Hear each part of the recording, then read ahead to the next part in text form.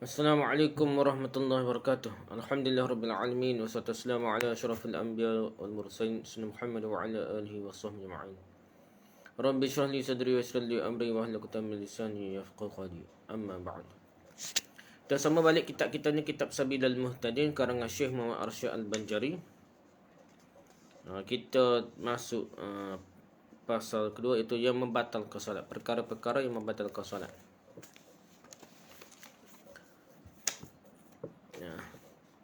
Yang membatalkan solat itu amatlah banyak. Sebahagiannya diketahui dengan secara umum melalui syarat sah solat. Telah diterangkan terdahulu dan yang disebutkan di sini hanya 16 macam. Dia kalau kira agak banyak dah tak buat syarat-syarat sah semaya itu. Batal lah semaya dia tak. Tapi hak ni hak lain lah. Ni belah perkara nak bicara ni. Dia sebut 16 macam dah. 16 macam perkara yang lain daripada syarat tu lah. Okey. Pertama, berkata-kata.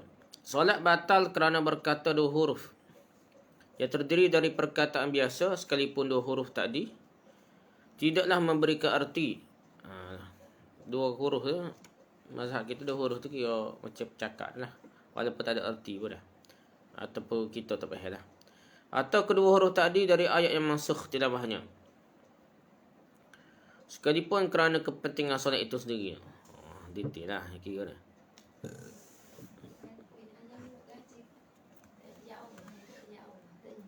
Tak. Jadi benda yang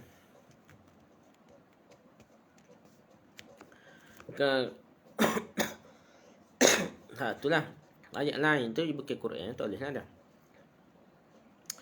Umpamanya makmum berkata kepada imamnya, kum. Kecil lah, kum, berdirilah maksudnya. Yang artinya bangkitlah. Atau mengatakan satu huruf yang memberi arti seperti huruf qaf. Qi tu. Singkatan pada wiqayah ni. Ataupun huruf ain dari singkatan kata apa? Tengok. Ri.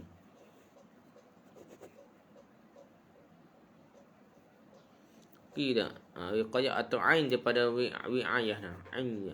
Atau lam daripada wilayah. Ta daripada wati. Atau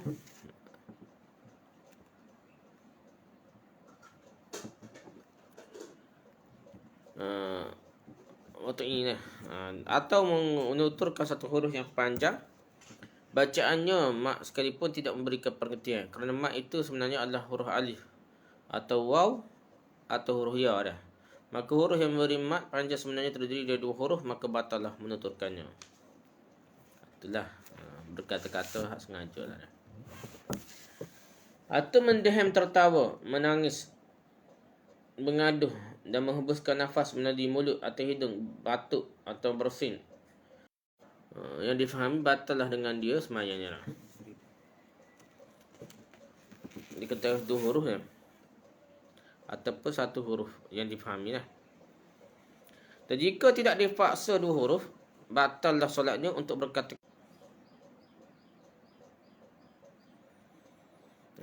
Dan jika tidak dipaksa dua huruf, batal lah solatnya untuk berkata-kata sekalipun dua huruf. Jika tidak paksa lah, sengaja dah. Batal lah solatnya kerana seperti itu jarang terjadi yang disamakan seperti orang yang dipaksa meninggalkan satu rukun atau satu syarat. Jadi dia paksa tu, dia kira macam sengaja juga pasal jaga dah kena paksa dan semayang dan suka cek. Tapi tidak batal menuturkan perkataan sedikit seperti dua atau tiga kata kalau tergelincir lidahnya, tak sengaja lah. Tergelincir lidahnya bukan sengaja, tak batal lah. Atau lupa, tak sengaja atau lupa bahawa ia dalam keadaan solat, atau jahil terhadap haram berkata-kata dalam solat. Jahil pun tidak membatalkan solat dah.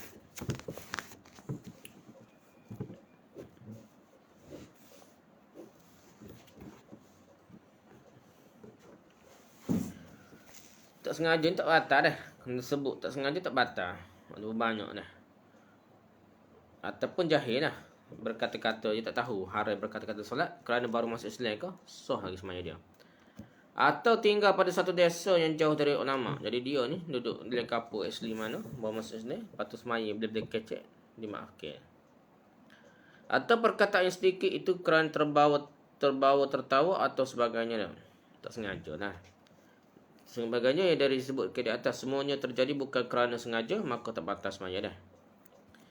Berbeza dengan menuturkan yang banyak menurut ukuran kebiasa, maka batallah solatnya dalam 3 bentuk yang disebutkan di atas. Kerana perkataan yang banyak memutuskan rentetan perbuatan solat. Tapi kecik banyak sangat walaupun tak sengaja no. Panjang benar lah ikut huruf, ikut kebiasaan. Oh ni bukan semaya dia ni, kata kecik sungguh dah. Maka masalah sebab apa dia boleh batal semaya? Sebabnya dia telah memutuskan nizam semaya dah. Peraturan semaya, urutan semaya tu jadi soalan terputus banyak dengan percakapan yang banyak lah, jadi kecil banyak walaupun tak sengaja batal. Kalau buat sikit-sikit tu tak sengaja pun tak batal lah dah. Dan diistisnakan daripada demikian tersebut atas menjawab seruan Rasulullah dalam solat. Kalau ada kita tak ada lah kalau zaman Nabi dulu. Kalau Nabi panggil kita tengah semaya, jawab tu tidaklah membatalkan solat dah. Tidaklah membatalkan orang yang dia tahannya. Dan lagi dianggap sedikit menurut kebiasaan. Tahannya ke maksudnya.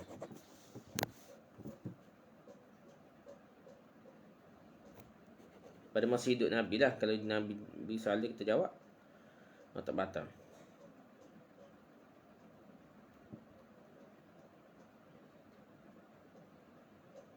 Ataupun dengan jawab tu dengan perbuatan.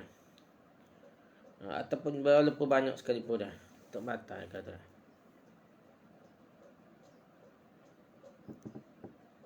Kerana wajib menjawab seruan Nabi nah, maka dibilangkan yang demikian itu daripada khusus perkara khusus Rasulullah SAW lah. Ini dah dikuatkan dan dirajihkan oleh Syekh Ibn Hajar dalam kitabnya Tuhfatul Muhtaj Syarah Minhajul Talibin. Ia berbeza dengan pendapat Zarkashi, Asnawi dan Azra'i yang mengatakan bagi kami yang benar bahawa batuk dan bersin tidaklah tertahan lagi tidak membatalkan solat sekalipun banyak kerana tidak dapat menguasainya. Ini dah pendapat betul dah. Ibn Hajar ni kata batal kalau batuk dah, kalau macam bunyi huruf solat. Batuk ni surai lebih kurang tak sengaja lah. Bukan sengaja batuk dah. Dia batuk ataupun bersin, walaupun bunyi macam huruf ganas dari mana pun, kerana dia tu tak boleh nak terkawal, maka dia tu kira dimaafkan. Jadi itu pendapat Zarkashi, Asnawi dan Azra'i. Kita ambil ni lah lebih kuat dah. Dan juga tidak batal solat dengan berdeham seperti yang disebutkan di atas, kerana sukar menyebut bacaan yang wajib seperti Fatihah dan sebagainya dari semua rukun qauli, mendapat kesukaran membacanya tanpa berdeham sekalipun banyak. Jadi kalau nak ganggu hak wajib, dia kata tak boleh nak baca nak Fatihah. Kita ambil kata tak boleh berlaku lah. Walaupun sunat ni, kalau siapa aku tak boleh nak baca dah. Dekat riuk dah tekuk dah. Tak boleh dah batas main. Payuh nak baca dah. Bukan kecek dia. Jangan kiah banyak sangat lah. Kalau kita kiah banyak sangat. Berdehem pun anggap kecek. Batuk anggap kecek. Letih lah. Benda tak boleh kontrol tu. Walaupun kita macam sengaja dehem. Tapi kita nak suruh bantu semayang. Itu kita boleh baca. Hidup kan tak boleh baca lekat rohok. Riuk tekuk dah. Tak apalah kata tu baca wajib saja dah. Tu pendapat Syekh Ibn Hajar dalam kitabnya Syarah Ubat dah.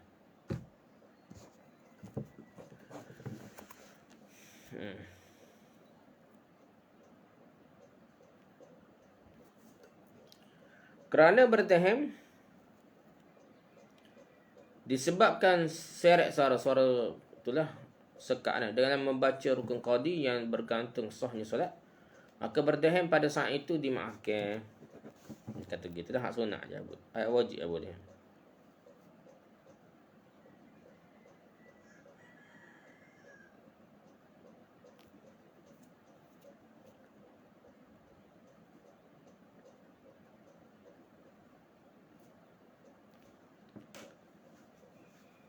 Lepas tu dia kata berbeza yang berdehem kerana tidak dapat lagi dielakkan pada tempat tidak tergantung sahnya solat, maka tidak dimaafkan melainkan jika sedikit menurut keukuran kebiasaan. Jadi berdehem sedikit dah.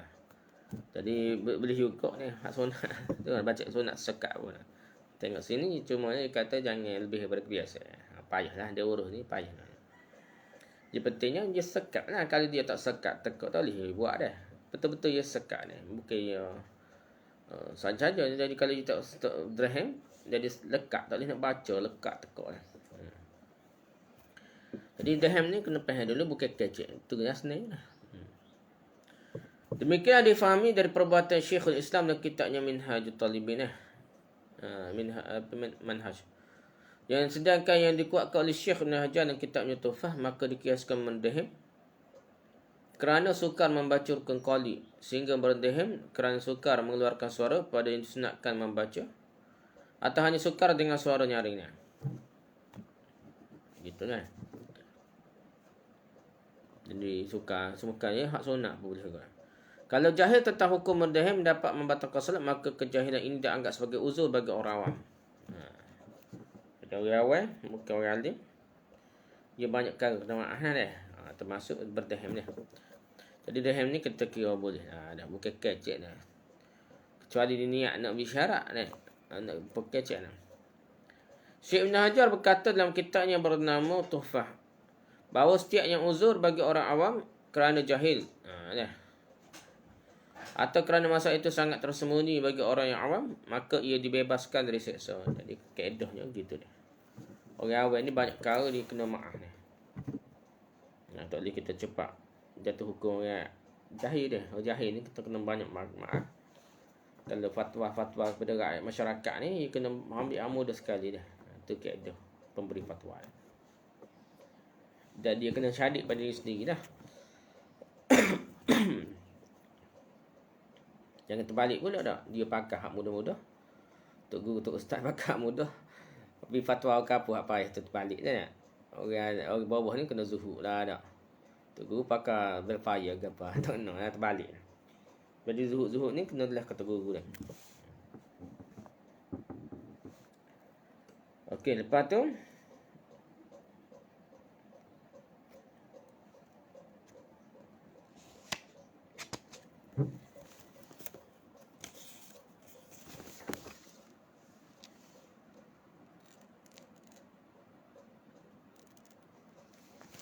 tinggal banyak. Okey, lepas tu tak. Yang seperti ini diperkuat oleh keterangan para fuqaha yang mengatakan wajib bagi mukallaf ilmu yang zahir, yang tidak wajib mempelajari ilmu yang tersembunyi. Jadi gitulah secara umumnya orang kapur ni belajarnya perkara yang umum basic lah. Nak kata fardu ain pun boleh, tapi benda hak mudah. Benda yang tidak mendalil lah. Tafsir pun termasuk benda yang ada perkara yang tidak mendalil, boleh mengaji dah tak? Tadabbur makna dah. Hak tolehnya benda yang mendalil. Kalau ngaji kata je fardu ain tak.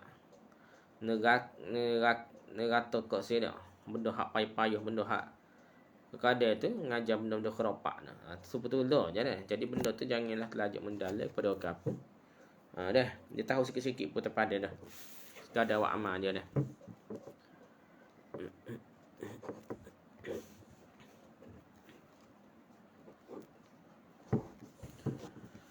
Lepas tu dia kata kalau seseorang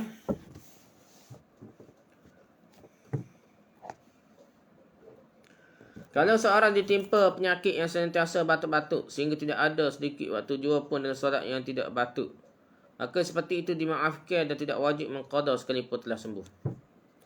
Okey, gini lah. Ambil pendapat kata dia batuk. Bukan batuk ni bukan boleh kontrol dah.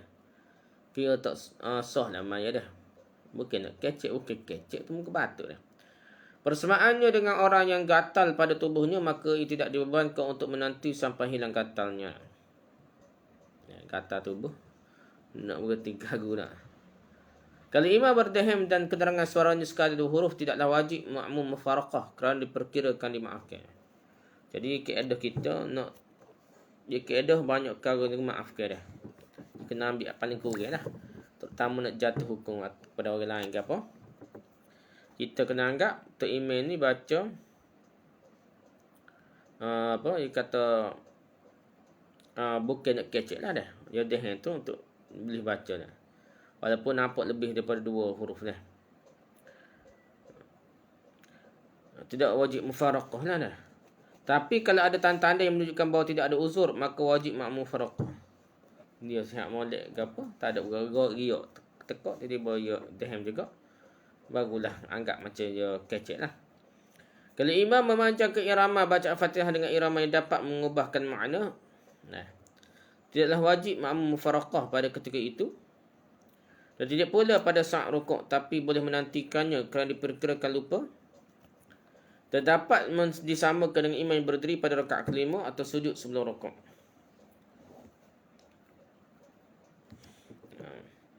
Jadi ia kira kena tunggu lah. Ia anggap tak jadilah Fatihah untuk imam, tapi tak perlu mufaraqah. Putusnya untuk imam lah. Dia kena tunggu, kira tak jadi rakaat tu dah. Lepas tu sambung lepas ni. Ataupun dia macam kita gini lah. Tak imam ni kita tegur dah subhanallah. Tak imam ni tak tahu khabar-khabar. Subhanallah tak faham juga. Dia bangun sampai 5 rakaat dah. Tak imam ni tunggu dah situ dah. Tak bangun lah sampai rakaat keempat tu.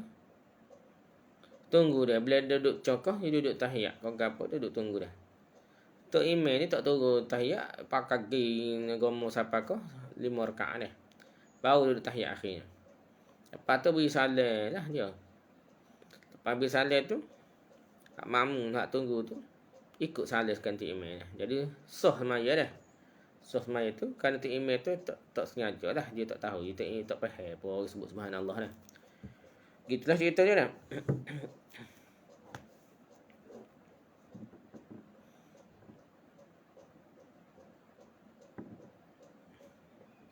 Demikian juga tidak batal solat dengan membaca zikir dan doa yang tidak diharamkan. Jika zikir dan doa tadi bukan firman Allah, ditujukan makhluk yang lain dan Nabi dan tidak disertai dengan persyaratan. Kalau doa tu maksud tidak batal lah sebenarnya. Jika doa tu tak ada khitab bagi makhluk, macam tidak ada arahan lah. Dia macam kecek juga lah. Kalau zikir tu macam kecek, bukan seperti doa. Dia kata tak boleh lah. Dan jika keduanya ada pada khitab bagi makhluk yang lain dari Nabi, seperti manusia, jin dan malaikat sekalipun, makhluk yang tidak berakal, umpamanya dikatakan pada orang yang bersin, yarhamukallah, mudah-mudahan Allah memberikan rahmat padamu. Bila semaya dengan orang bersin sebut gitu, yarhamukallah. Atau firman Allah kepada bulan,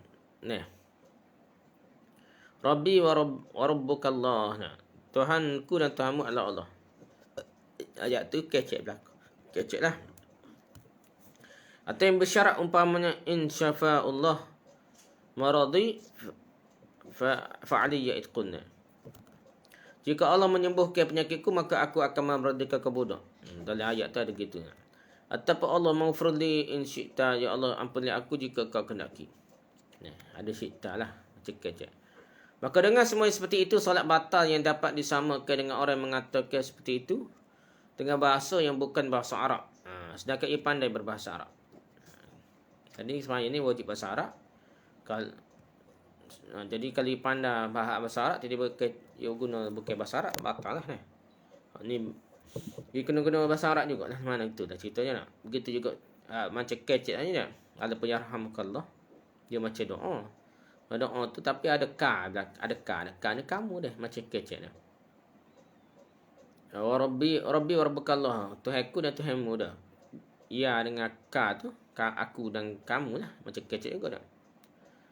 Jadi semua hak nampak macam kecek ni. Jadi macam kecek tu dia anggap macam batas maya dah. Tidak batal solat dengan doa yang ditujukan kepada Allah dan kepada Rasul sekalipun bukan pada tahiyat. Sepatutnya doa ni pada waktu tertentu je dah. Sujud ke tahiyat, tiba-tiba masa diri je. Tak kena tepat lah. Bila-bila tak kena tepat pun, kalau berdoa Rabbana atina fid dunya hasanah fil akhirati hasanah, kau gapo ikutlah doa-doa gapo hak Nabi ajar dah. Allahumma innaka afuwun tuhibbul afwa fa'fu 'anna. Dadi baca doa gitu tetap batal. Ya kerana dia bukan kecek dah. Dia tengah kecek teh tak apalah. Kecek ni bukan teh tu, nama orang lain tu tidak, tak boleh lah. Gitulah. Jadi kecek batal ni.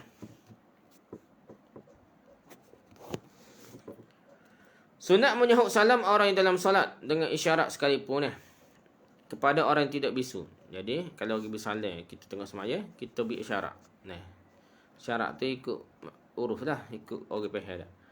Dan sunat bagi orang yang bersin dalam solat mengucapkan alhamdulillah dengan suara yang hanya dapat dengarinya sendiri saja. Jadi tengah semaya ni sebut alhamdulillah juga kalau bersin dah. Tak apa dah. Bukan tak boleh, tak apa. Tapi jangan sebut derah, takut nama menjawab kau orang dah.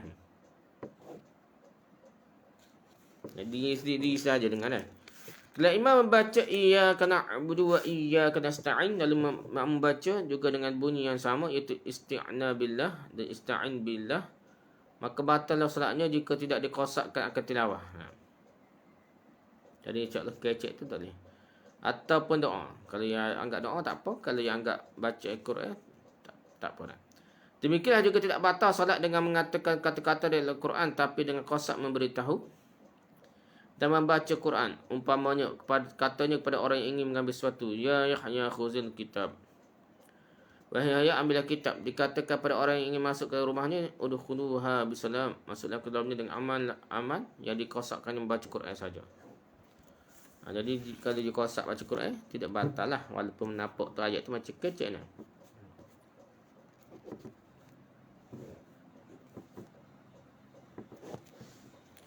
Tapi kalau dia kosaknya membaca Quran sajalah. Tapi kalau dia kosaknya semata-mata memberitahu atau tidak dikosaknya sama sekali, tak niat ke apa, maka batallah solatnya kerana diserupakan dengan bahasa manusia dan bukanlah dianggap Al-Quran melainkan dengan kosak baca Quran. Jadi kalau dia sebut tu dengan niat bukan baca Quran, seolah-olah dia ni kecek lah dah. Pasal benda tu ayat kecek nak. Cuma kalau kita niat baca Quran, walaupun kecek cerita peristiwa benar tu kecek, tapi kita niat baca Quran tak apalah tu. Jadi dikurangkan dari kata sesunan yang berasal dari Quran ialah sesunan yang diubah dari sesunan yang aslinya dan dari Al-Quran. Umpamanya ya Ibrahim salamun, maka batallah salatnya. Tapi kalau tidak disambung dengan kata-kata lain dan dengan kosak Al-Quran tidaklah batal salatnya. Ini pentingnya kalau Quran lah. Kalau kosak Quran tak batal lah mana pun dah. Kalau imam atau membalik ni menyaringkan suaranya membaca takbir intiqal yang dikosaknya zikir saja atau dikosakkan zikir dan memberitahu ke makmum, tidaklah batal solatnya. Atau batal solatnya. Tapi kalau dikosaknya diniatkannya sama sekali batal lah solatnya. Kalau tak ada dikosakkan, tiada kosak sama sekali tak. Biasa niat lah dah, niat zikir. Semaya dah, zikir semaya dah. Lepas tu niat nak beritahu orang lain, tak batal lah gitu lah.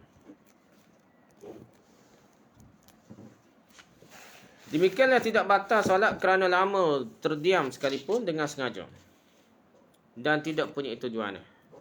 Kerana tidaklah merosakkan solat, duduk senyap tu bikin apa senyap baca dah, tidaklah batal tu semaya dah. Dan disunatkan bagi lelaki yang ingin menegur imamnya yang terlupa atau memberi izin kepada orang yang ingin masuk ke rumahnya atau menegur orang yang buta ditakutkan terjatuh ke tempat yang dapat membinasakannya dengan mengucapkan tasbih yang disertai dengan qasak zikir saja atau zikir serta menegur atau memberi izin atau memberitahukan. Kena ada qasak zikir saja boleh ataupun zikir serta menegur atau zikir serta memberi izin atau zikir serta memberitahu dah. Gitulah. Masuk kena niat zikir dulu. Boleh-boleh boleh niat benda lain lah nak beritahu ke apa.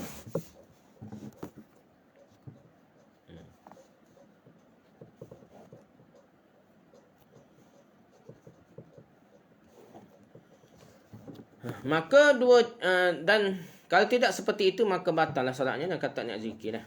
Disunatkan bagi perempuan dan orang yang khunsa lah yang ingin berbuat perbuatan yang disebutkan di atas dengan menepuk tangan kiri. Jadi mazhab kita ni tegur untuk imam salah ke apa guna tepuk tangan kiri gini lah dah.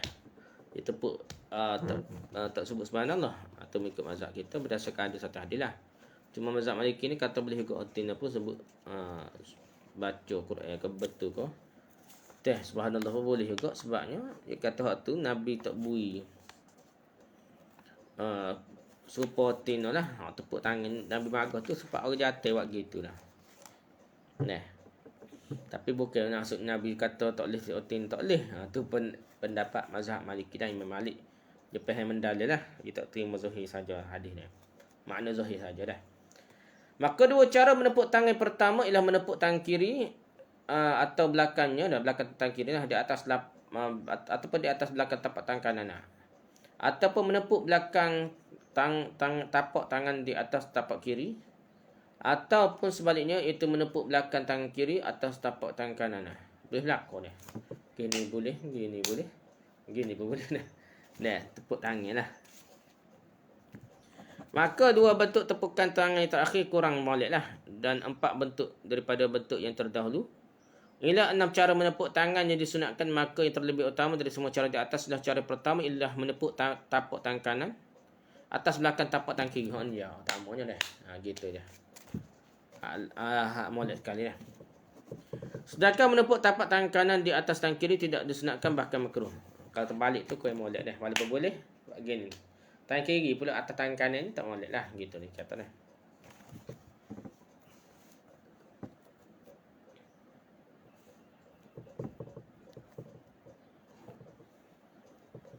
Okey, panggil tasfik nah. Dah, tasfik. Syarat menepuk tangan dalam semua cara yang disebutkan atas bahawa hendaknya dengan gerak yang sedikit sahaja dah. Umpamanya hanya sekali atau 2 kali sahaja.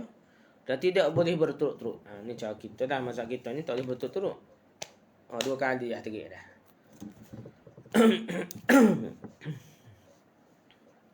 Tapi kalau geraknya banyak, umpamanya 3 kali dengan berturut-turut, maka batallah solatnya kita ni. Gitulah kaedah mazhab kita ni.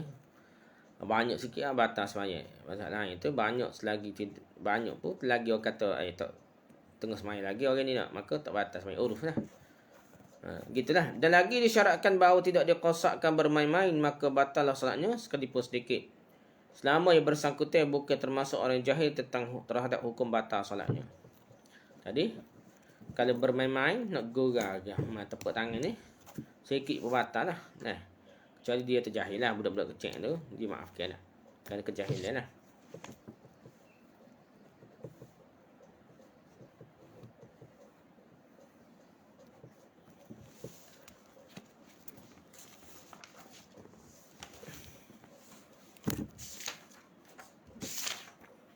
Kalah.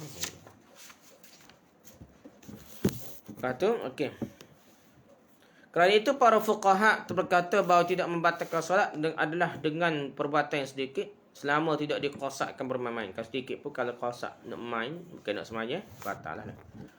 Kalau tepuk tangan tak ada sedikit dan tidak dikosakkan bermain-main, hanya dikosakkan diniatkan memberitahukan imamnya saja, tidaklah batal solatnya sekalipun tepuk tangan itu dengan memukul tapak tangan di atas tapak tangan yang lain. Inilah cantum dalam kitab Tuhfatul Muhtaj dan kitab Syarah Mukhtasar Al-Fadl. Walaupun tepuk kawan ni pun tidak batal lah. Kalau lelaki menepuk tangan dan mengucapkan tasbih diperbolehkan. Nescaya perempuan dan khusah boleh memperbuatnya namun menyalahi sunnahnya. Kalau lelaki tu tepuk tangan pun boleh, tapi kan salah sunnah lah. Tepuk tangan boleh ucap tasbih. Kalau retina pun kalau ditegur dengan sebut subhanallah boleh juga dah, tapi menyalahi sunnah lah. Demikianlah dikatakan oleh Syekhul Islam Zakaria Al-Ansari lah.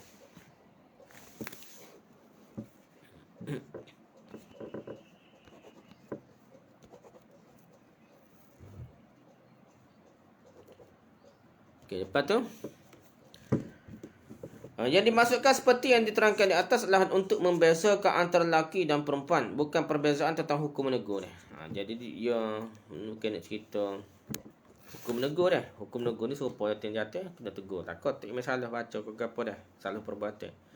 Cuma beza cara tegur gitu je. Kerana itu kalau tidak dilaksanakan menurut cara yang terangkan di atas, maka tidaklah sampai tak sah lah. Tak.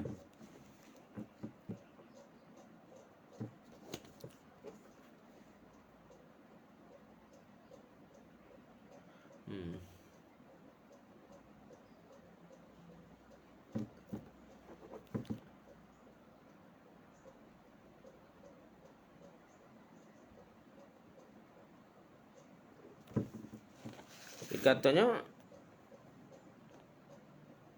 kerana itu kalau tidak dilaksanakan menurut cara terangkan di atas, maka tidaklah sah. Kata ikut cara tu tak? Umpamanya dalam menegur orang yang buta agar jangan terjatuh ke dalam sesuatu yang dapat membahayakannya, hukum yang wajib bukan lagi sunat tegur dah. Kerana itu kalau belum berhasil dengan cara menepuk tangan, maka boleh dengan perkataan. Atau perbuatan yang dapat membatalkan solat sekalipun jika menegur hukumnya wajib sekalipun solatnya batal. Ini siapa kebahaya kita ni betul pun solat tak lembah dah, tak boleh nah dah. Siapa kau orang mati kita nak semaya ni. Tak sebeti semaya, tak sebatas semaya ni. Siapa kau orang tu semaya, boleh semaya mula kita kata tak. Lepas ni nah. Jadi wajib siapa kau dia tahu kalau tak tegur mau buta ni jatuh lubang ni tentu dia mati dah. Dah ikut biasanya dah. Jika hukum menegur imam yang lupa maka hukumnya sunat saja, tak siapa wajib dah. Dan memberi izin kepada orang yang hendak masuk hukumnya mubah saja, tidak siapa sunat dah. Gitu. Jadi benda tu lain. Tapi hak wajib tu siapa batas maya pun nak jalan supaya mulalah.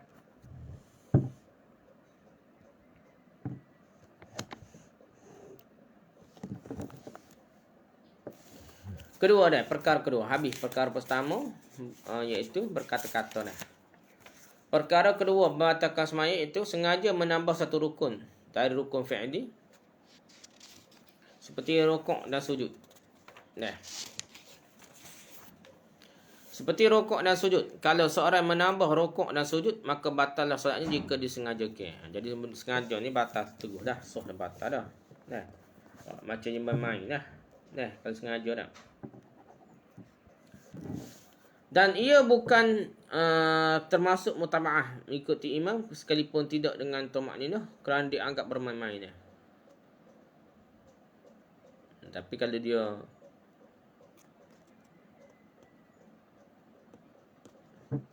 anggap bermain-main lah.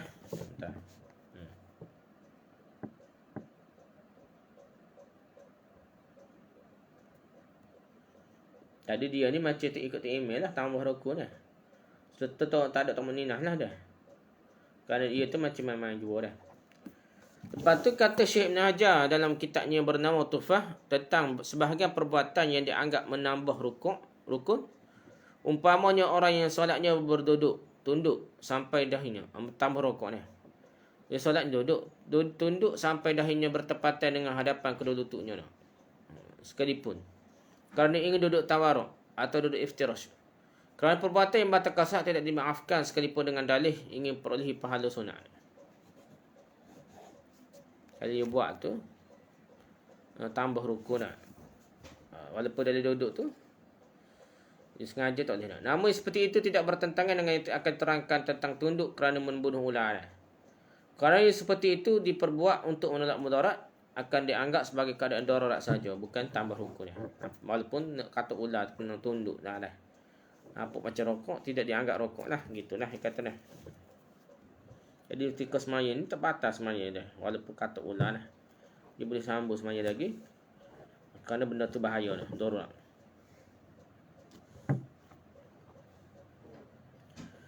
Dan lagi akan terangkan tentang gerak yang banyak kerana darurat. Kerana itu tunduk untuk dalam membunuh ular lebih utama dimaafkan dari tunduk kerana darurat yang lain.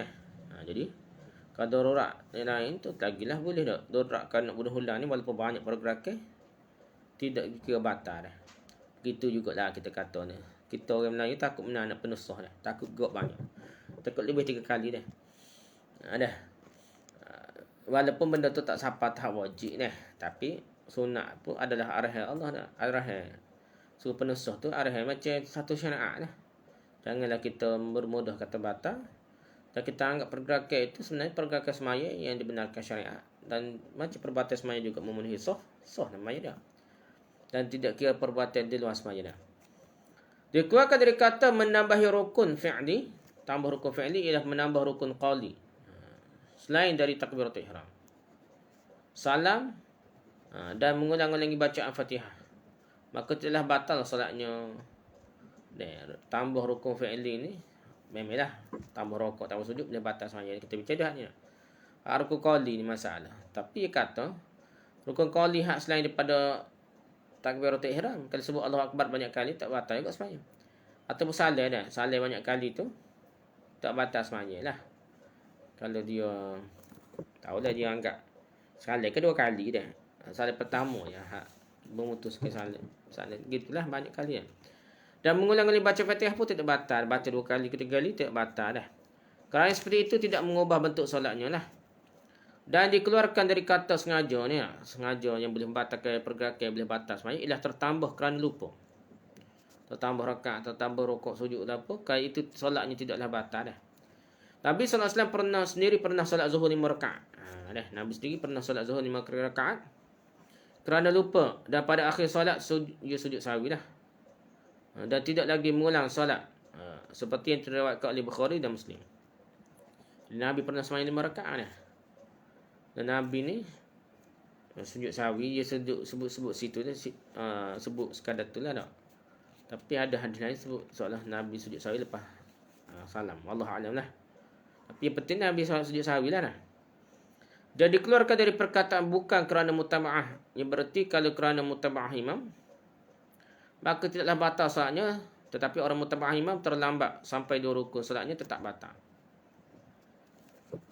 Kalau ikut tu imam, nah, kalau macam tak tambah rukun, kalau ikut tu imam ke gana, tak batal solat. Kerana orang ikut tu imam ni mutaba'ah imam, terlambat sampai 2 rukun, solatnya tetap batal lah. Tapi kalau dia lambat lebih daripada rukun yang panjang dah, tu dia kira batal rakaat tu lah dah. Dia tak boleh sujud rakaat lagi dah, dia kena tunggu diri dah. Umpamanya seperti yang digambarkan oleh para fuqaha, mutaba'ah imam dalam iktidal. Ikut imam dalam iktidal yang kata. Tapi kalau terdahulu dari imam hanya 1 rukun. Ni cepat daripada imam ni ke? Adakah cepat daripada imam tambah rukun gitu dah dah. Dia perbincangan dah. Okey, tapi kalau terdahulu dari imam hanya 1 rukun saja, umpamanya berdiri dah. Tengah berdiri, tapi imam itu tidak berdiri lagi lah. Dia daripada sujud contohnya, bangun, bangun dah. Imam tak bangun lagi. Ataupun dah sujudnya yang kedua, sedangkan imamnya masih duduk di antara 2 sujud. Dia sujud kedua dah. Imam dia sujud kedua lagi. Duduk antara sujud lagi.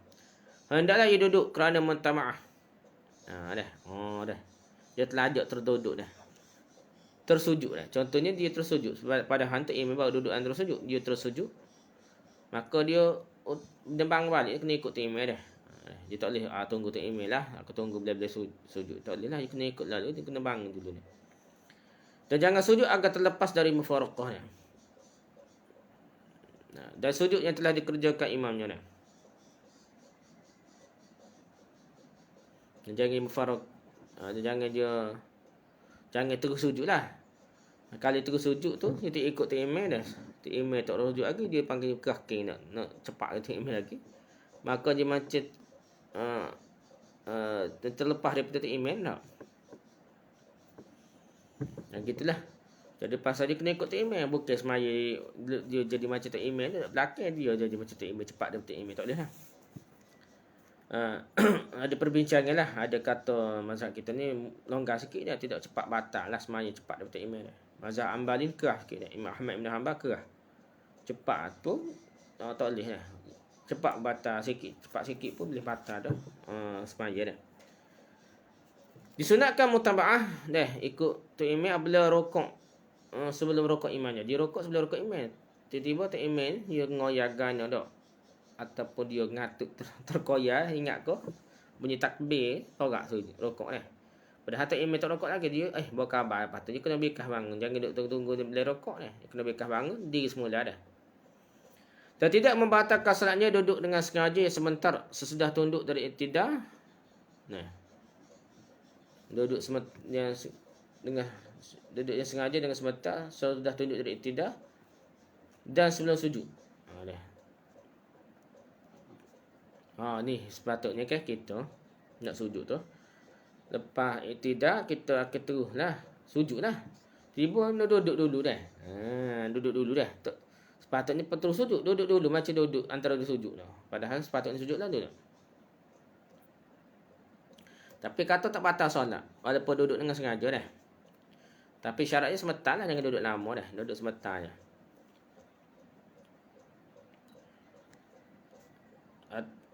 Ataupun duduk sebentar dan sujud tilawah. Sujud tilawah ni sujud sejadah. Gapo tak ada duduk dah. Jangan duduk pula dah. Sepatutnya kita sujud ikut imam. Lepas tu Allah tu imam sudah sujud sejadah tu terus bangun lah. Allah kebar kau terus bangun. Makmum kena bangun lalu lah. Tak boleh lah dia duduk antara dia sujud dulu dah. Hak tu hak sebenarnya dah. Tapi dia kata duduk sebentar dan sujud tilawah ni tidaklah sampai batal juga dah. Dah duduk sebentar bagi yang masbuk. Dia tidak sempat duduk sudah salam imamnya.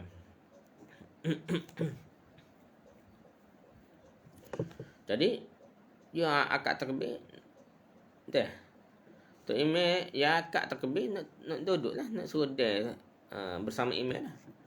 Khabar tu imam assalamualaikum warahmatullahi wabarakatuh dia ni. Dia lajuk ke duduk juga walaupun tak imam bersalin, tak tahu dia ketut semai jemaah tak dia dah. Macam tak dia dah. Tak imam dia bersalin dah.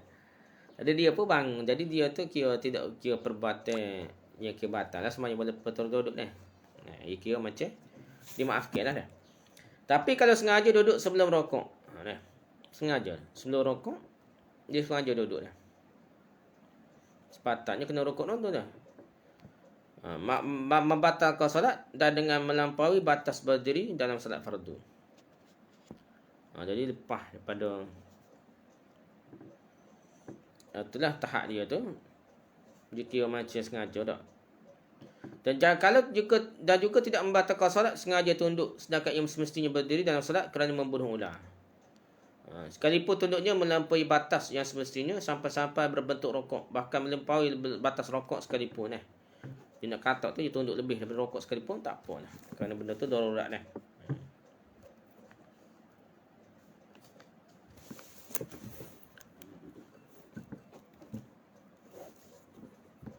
Lepas tu dah. Kalau seorang sujud di atas sesuatu yang tidak bergerak atau sujud di atas tangannya sendiri,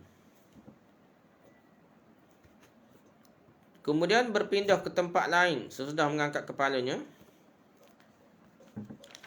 dengan keinginannya sendiri, maka batallah solatnya. Jadi dia tak sujud lagi dah. Sepatutnya dah sujud atas tangan dia macam tak sujud lagi dah. Lepas tu baru pindah sujud lain dah. Jadi dia buat tu kira perbuatannya macam tambah rukun lah tak? Walaupun tak jadi rukun lagi dah. Kerana sengaja dah. Maka batallah solatnya. Baik kepalanya tekankannya tempat sujud atau tidak kerana sudah tercapai bentuk sujud yang dimaksudkan. Maka perbuatan yang kedua dianggap bermain-main ya. Jadi sujud atas tangan ni boleh yang kata. Ataupun sujud atas tidak benda yang bergerak lah. Sujud atas benda lain lah. Beginilah sujud atas benda lain betul. Ada sujud atas tangan ni disebut.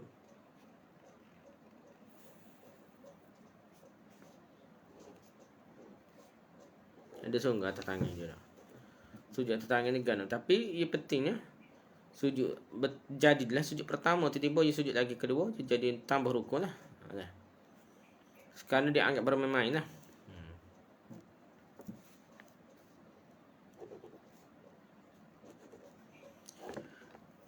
Inilah diperkuat oleh Syekh Ibn Hajar Al-Hatami dalam kitabnya bernama Tufah, yang dinukil dan dari perkataan para fuqaha guru-guru fiqh yang mengatakan batal salat dengan sengaja menambahkan rukuk dan sujud atau sujud sekalipun tanpa tumakninah ni. Rukuk dan sujud tu sementara sangat, tak sapa tumakninah pun kan dia tambah dah. Sepatutnya sujud 2 kali dia tambah jadi sujud 3 kali walaupun sementara dah. Tak sapa tumakninah pun batal. Berbeza dengan berbeza dengan pendapat yang diperkuatkan oleh Syekh Ibn Hajar dalam kitabnya Syarh Ubat. Orang sama dia, kitab lain ni berbeza dia. Syarh Ubat kata lain dia. Mungkin kata tumakninah dulu dah. Alhamdulillah. Dikeluarkan dari kata dengan keinginan sendiri ialah berpindah dari tempat sujud ke tempat lain kerana terkena duri dahinya. Jadi bukan sengaja lah dia. Dia kena duri dahi tu dia tak naik dia. Dahinya terangkat tanpa diinginkan sendiri, bukan sengaja dah, tak sengaja dah. Tidaklah batal solatnya tapi wajib kembali sujud kalau sujud yang pertama dianggap belum memadai, tak jadi sujud lagi dah. Kerana ada sesuatu yang menyebabkan ia terpaling dari kosak sujudnya dah. Okey, tajir tu kanyak panah tajir cetak naik dah. Jadi dia kena sujud semula, cari tempat tak panas, tak duri ke apa, tak tajir sujudlah. Kalau seorang tunduk ingin mengerjakan sujud tilawah, boleh seperti iktidah dan duduk antara sujud.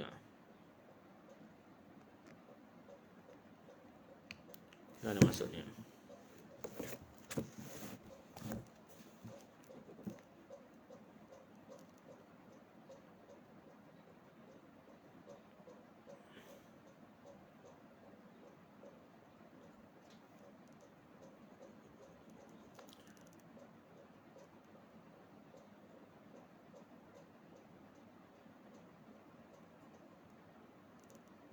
Kalau tunduk seorang sujud tilawah, maka haruslah baginya meninggalkan dia. Kalau dan kembali pada qiyam. Oh, dia nak sujud tilawah, lepas tu tak jadi dah. Jika acu nak sujud tak jadi, bakal bangun mula dah. Jadi dia kira tak batal lah, sepanjang dia boleh juga. Kerana benda tu sunat dah.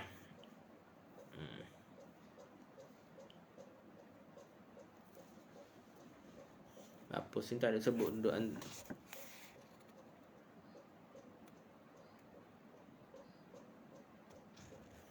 jadi gitulah kita tengok. Hak ni lah molek dari kitab Cawi ni. Macam tak adalah.